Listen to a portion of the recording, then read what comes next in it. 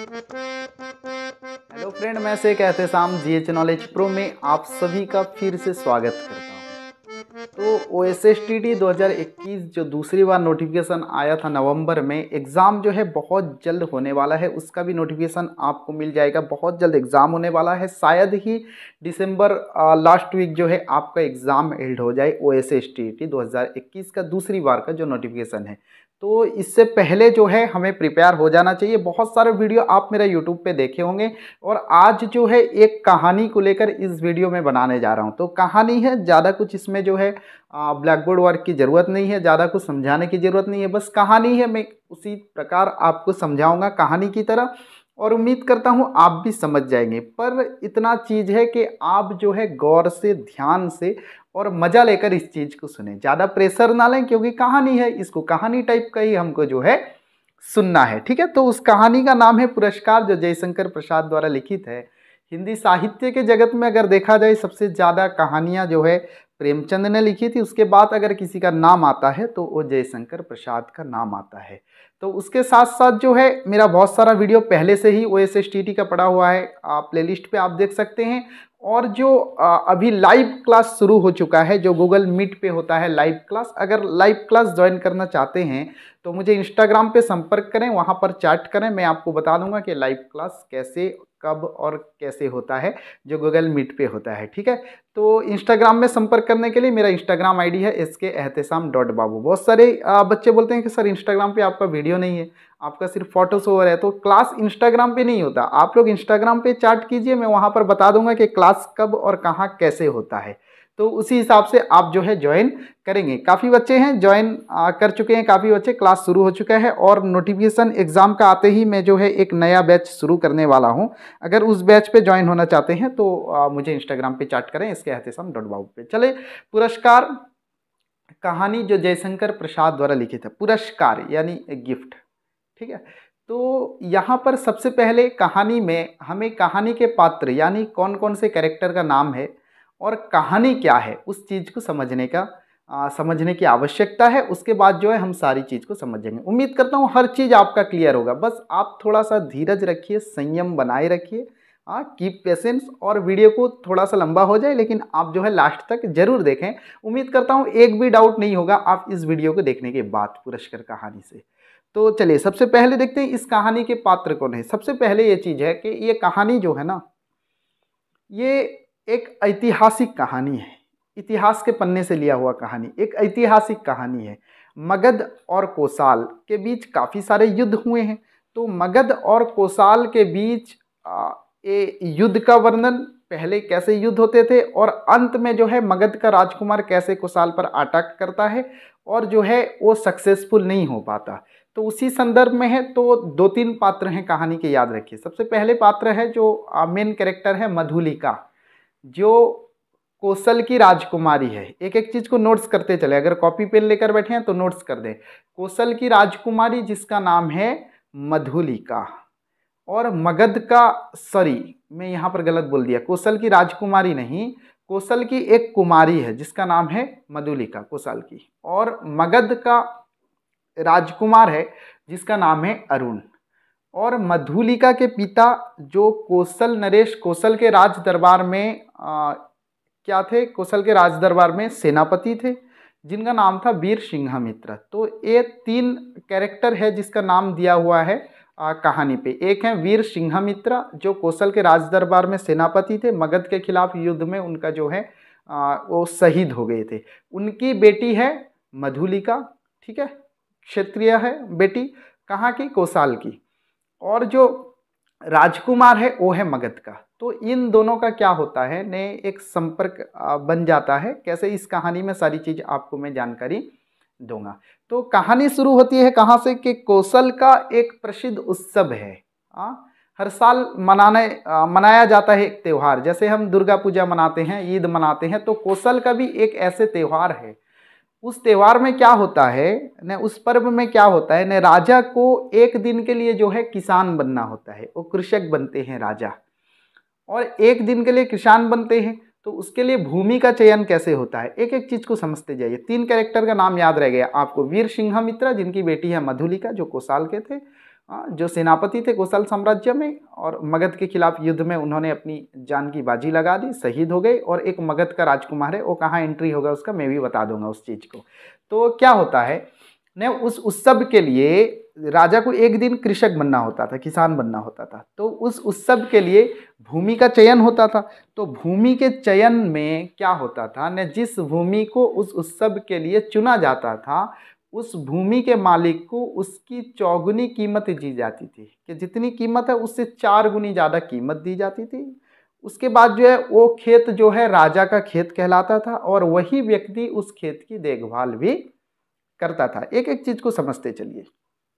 तो उस साल, जिस साल अरुण की मुलाकात होती है, अरुण राजकुमार की मुलाकात होती है मधुलिका से, तो कौशल का वही उत्सव होता है। और खेत किसका चुना गया होता है ना, मधुलिका का खेत चुना गया होता है। तो मधुलिका का खेत चुना गया होता है, तो इसलिए चयन किया गया होता है। तो इसलिए मधुलिका जो है राजा के साथ, राजा उतरते हैं, हल चलाते हैं, बीज बोते हैं, और बीज का थैला जो है मधुलिका लिए हुए राजा के साथ घूमती है। राजा हाथ बढ़ाते हैं, मधुलिका थैले को सामने कर देती। राजा बीज लेते, फिर बो देते, फिर आगे मधुलिका सामने करती, फिर बीज लेते।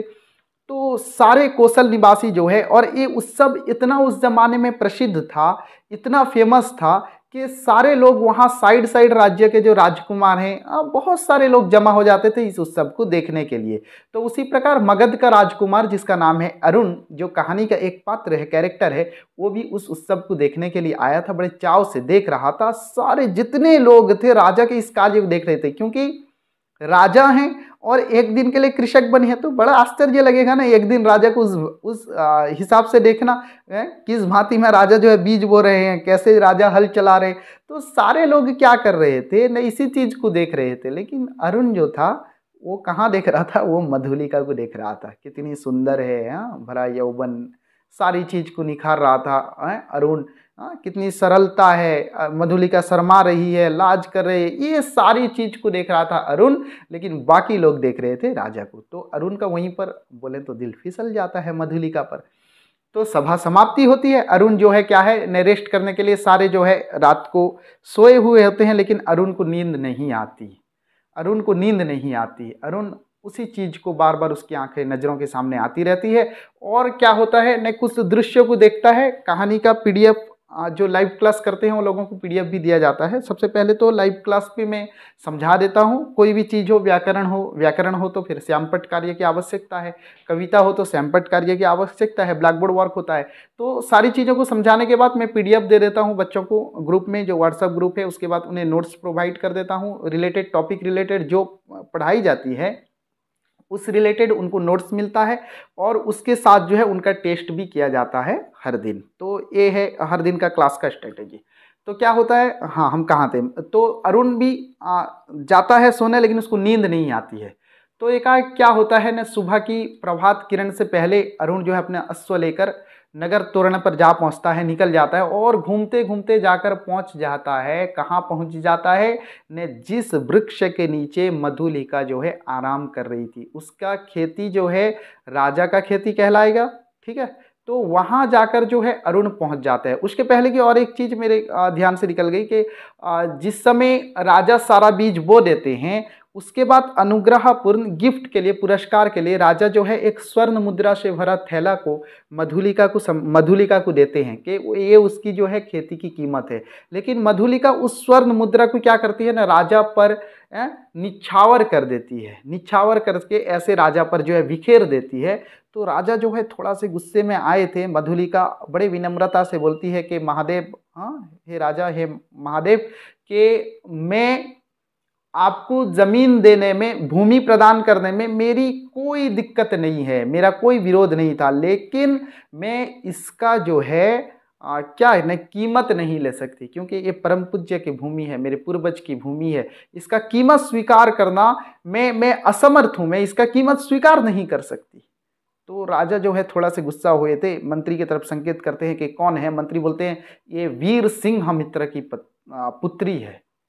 राजा बोलते हैं वीर सिंघमित्रा, जिसने मगध के खिलाफ युद्ध में कौशल की लाज रख ली थी, वही वीर सिंघमित्रा। मंत्री बोलता है जी देव, वही वीर सिंघमित्र की ये जो है कन्या है, जिसका नाम है मधुलिका। तो ये उत्सव खत्म होता है, सब सो जाते हैं। अरुण जो है सुबह सुबह प्रभात की किरण से पहले घोड़ा लेकर निकलता है और जाकर पहुंच जाता है कहाँ पर, ने मधुलिका के उस पेड़ के नीचे जहां पर मधुलिका जो है आराम कर रही थी। तो वहां पर जो है अरुण जो है मधुलिका को देखने लगता है। दिल तो फिसल गया है अरुण का। तो मधुलिका को देखने लगता है। एकाएक एक कोयल कूक उड़ती है, मानो अरुण को कहती हो कि छी, तू जो है एक स्त्री सोई हुई है, तू उसे निहार रहा है। तो इस कोयल की कूकने से क्या होता है, मधुलिका की आंख खुलती है और वो देखती है सामने जो है अरुण खड़ा हुआ होता है। और अरुण और मधुलिका के बीच कुछ वार्तालाप होते हैं। अरुण और मधुलिका के बीच कुछ वार्तालाप होते हैं। अरुण जो है उसको वहाँ पर जो है अनुग्रह करता है कि अपने रानी बनाने के लिए, लेकिन मधुलिका जो है कटाक्ष करने के साथ उसे मना कर देती है। अरुण तरह तरह की बात बोलता है कि कल के उत्सव की तुम ही थी जो राजा को बीज दे रही थी। तो मधुलिका बोलती है उत्सव था, वो मेरे लिए उत्सव नहीं था। तो तरह तरह की बातें होती है। कटाक्ष करके जब मना कर देती है मधुलिका जब मना कर देती है तो अरुण वहाँ से जो है लौट जाता है तेजी के साथ। और लौटने के बाद मधुलिका जो है उस घोड़े के दौड़ने के बाद उस धूल को जो है देखती रह जाती है। अरुण वहाँ से गुजर जाता है। तो फिर कहानी का दूसरा पार्ट शुरू होता है। क्या होता है ने कुछ साल बाद, लगभग 2-3 साल बाद एकाएक जो है जाड़े का मौसम था और रात को जो है बिजली चमकने लगी थी, बारिश के बादल उमड़ने लगे थे, ओला गिरने की संभावना थी। तो मधुलिका क्या करती है ना, अपने जर्जर कुटिया में सोच रही होती है, उस दिन की कल्पना कर रही होती है कि अरुण जो मगध का राजकुमार एक दिन आया था और मुझे उसने प्रपोज किया था, अगर मैं मान लेती तो आज मेरी ये अवस्था ना होती। उसने क्या कहा था, ये सारी चीज को जो है सोचती रहती है। 3 साल बाद सोचती रहती है। और एकाएक क्या होता है ना, एक आवाज आती है बाहर से, एक शब्द होता है बाहर से। मधुलिका अपनी कुटिया खोलकर देखती है, वही राजकुमार मगध का जिसका नाम अरुण है वो वहां पर खड़ा हुआ होता है। मधुलिका शॉक्ड हो जाती है, सर मतलब आश्चर्य हो जाता है मधुलिका को कि जिसके बारे में मैं 2 साल बाद 3 साल बाद सोच रही थी, एकाएक अभी सोच रही थी और अभी ये सामने आ गया है। मधुलिका को बड़ा आश्चर्य हो जाता है। मधुलिका मुंह से निकल जाता है कि अरुण मगध राजकुमार। और अरुण भी बोलता है ये मधुलिका तुम। तो ये दोनों में फिर जो है वार्तालाप होने लगती है कि मधुलिका कल्पना कर रही थी और कल्पना को सच होते देख लेती है, सामने जो है अरुण खड़ा हुआ होता है।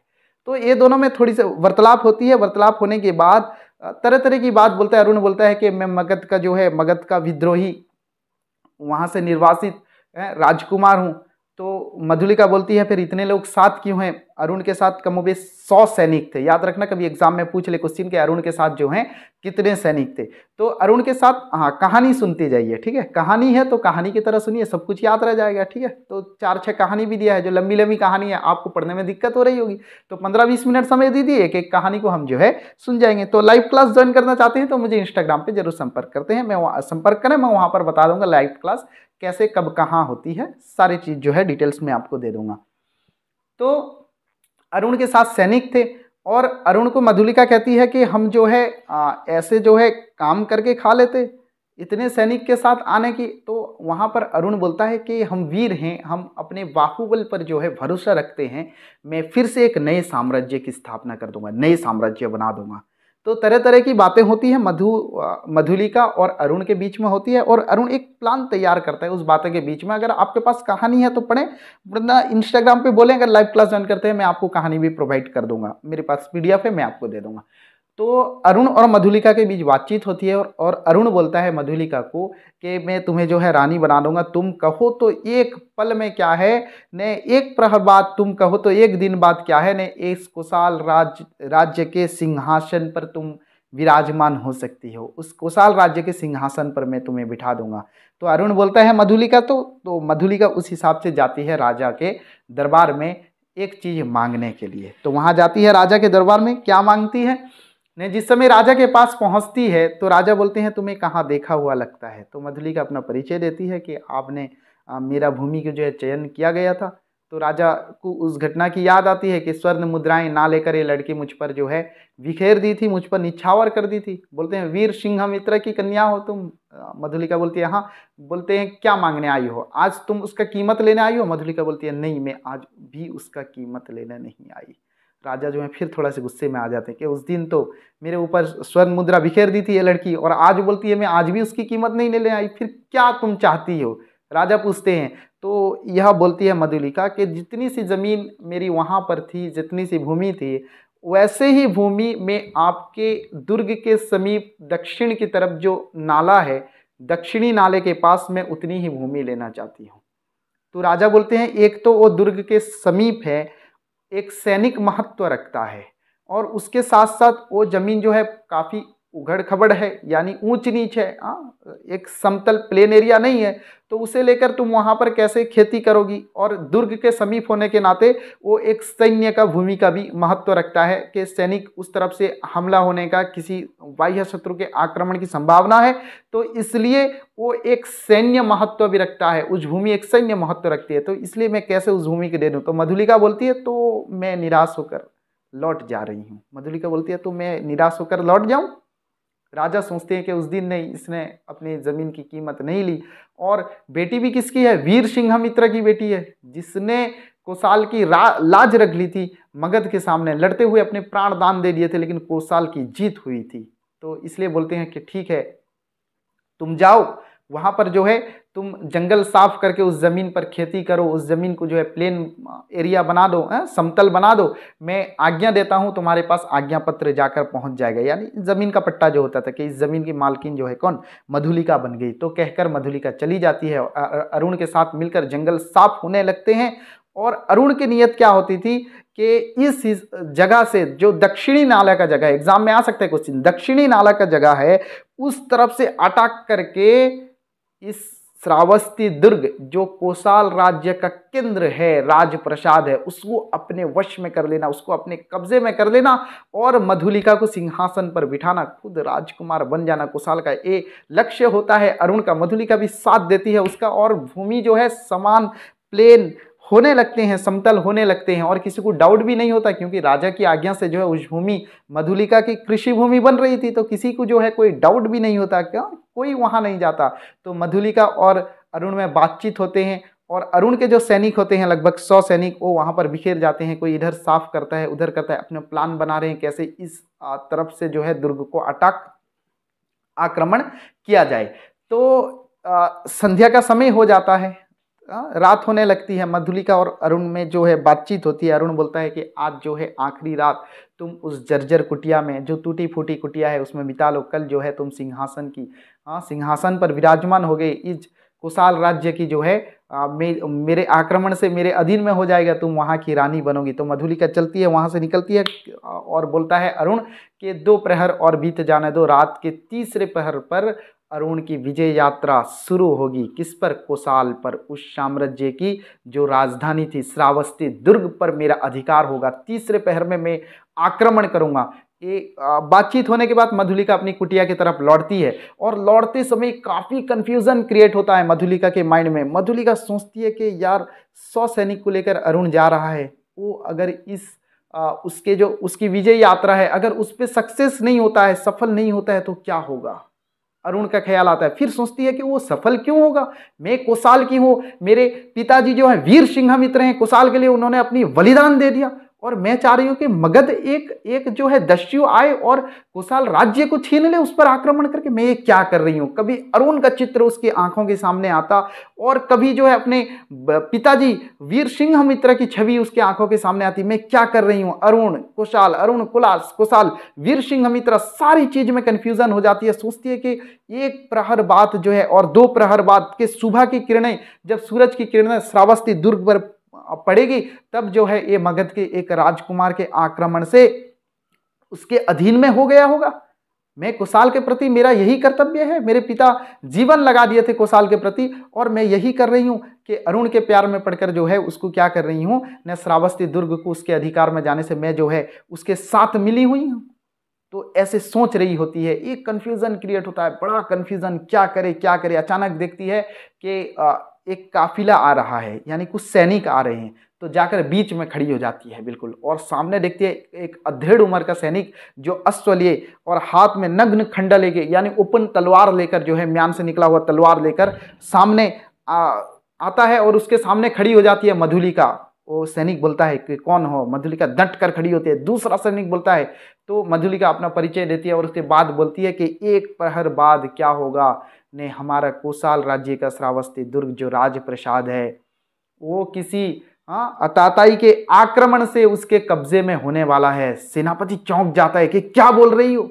मधुलिका बोलती है हाँ सच बोल रही हूं, यही होने वाला है। तो सेनापति वहां पर आदेश देते हैं कि 80 सैनिक जो है उस दक्षिणी नाले की तरफ जाओ, क्योंकि मधुलिका सूचना देती है कि वहां से अटैक होने वाला है, उसी तरफ से आक्रमण होने वाला है। तो सेनापति आदेश देते कि 80 सैनिक जो है उस दक्षिणी नाला की तरफ जाओ और स्वयं मधुलिका को बांध लेते हैं एक अश्व पर, क्योंकि यह मुजरिम है, और लेकर राजप्रसाद की तरफ तेजी के साथ भागने लगते हैं। 20 सैनिक अपने साथ लेकर 80 सैनिक को भिजाते हैं वहां जो है दक्षिणी नाला के पास, और राजप्रसाद में पहुंचते हैं। प्रहरी जो है देखता है कि सेनापति बड़े तेजी के साथ आ रहे हैं, राजा को सजाग कर देता है और राजा से जाकर मिलते हैं सेनापति। साथ में कौन होती है? मधुलिका, 20 सैनिक। और सबसे पहले प्रतिहारी को पूछते हैं कि इस दुर्ग में कितने सैनिक हैं। प्रतिहारी बोलते हैं अभी 200 करीब सैनिक दुर्ग में हैं। सेनापति बोलते हैं कि फटाफट जो है उनको तैयार होने को बोल दो, रणभूमि में जाने के लिए बोल दो, और बिना किसी शब्द के वो कोई शब्द ना करें, चुपचाप तैयार हो जाएं, मैं अभी राजा से मिलकर आता हूं। राजा के पास पहुंचते हैं। राजा सुख निद्रा से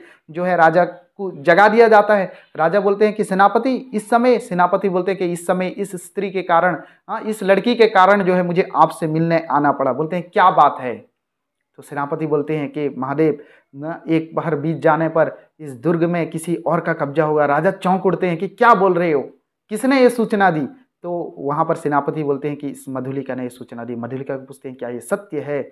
मधुलिका बोलती है हाँ ये सत्य है, दक्षिणी तरफ से आक्रमण होगा और हमारा दुर्ग जो है किसी दूसरे के कब्जे में चला जाएगा। तो राजा बोलते हैं कि तुम वहाँ बढ़ो, अपनी सेना को लेकर। सेनापति को आदेश देते हैं बढ़ो के मैं पीछे चल रहा हूँ। तो सेनापति जो है सेना को लेकर वहाँ जाते हैं और आक्रमण अरुण का उस तरफ से होता है। ये लोगों को पहले से पता चल गया होता है। तो अंत में अरुण जो है अपनी विजय यात्रा में सक्सेसफुल नहीं हो पाता। अरुण जो है बंदी बन जाता है और सुबह की प्रभात किरणें जब पड़ती है तो देखा जाता है कि श्रावस्ती दुर्ग में अरुण बंदी हो गया है। उसकी गुप्त सारी सूचना जो है मधुलिका राजप्रसाद में दे देती है। अरुण बेचारा जो है बंदी हो जाता है और बंदी होकर जब पेश किया जाता है कोसल साम्राज्य में, जहां सभा मंडली सारे दर्शक से खचाखच भरी हुई थी, तो उस समय जो है दर्शकों में एक हुंकार होती है, एक जोश होता है, एक जज्बा होता है। सभी बोलते हैं एक साथ के प्राण दंड, प्राण दंड, इसे जो है बंद करो, इसे बंद करो। तो राजा जो है सारी प्रजा की बातें सुनने के बाद ऑर्डर देते हैं कि प्राण दंड मिले, अरुण को जो है प्राण दंड मिलेगी। और दूसरी तरफ मधुलिका की तरफ राजा देखते हैं, बोलते हैं कि फिर एक बार तुमने कोसाल की लाज रख ली। तुम्हारे पिता वीर सिंघमित्र ने मगध सैनिकों से लड़ते हुए कोसाल की लाज रखी थी, आज फिर उनकी बेटी ने एक बार कोसाल की लाज रख ली है। बोलो मधुलिका, तुम्हें मैं क्या उपहार दूं? मैं चाहता हूं कि इस साम्राज्य में जितनी राजा की भूमि है सारी भूमि को मैं तुम्हें दे दूं। बोलो मधुलिका, तुम्हें मैं क्या उपहार दूं? मधुलिका बोलती है कि मुझे कुछ उपहार नहीं चाहिए।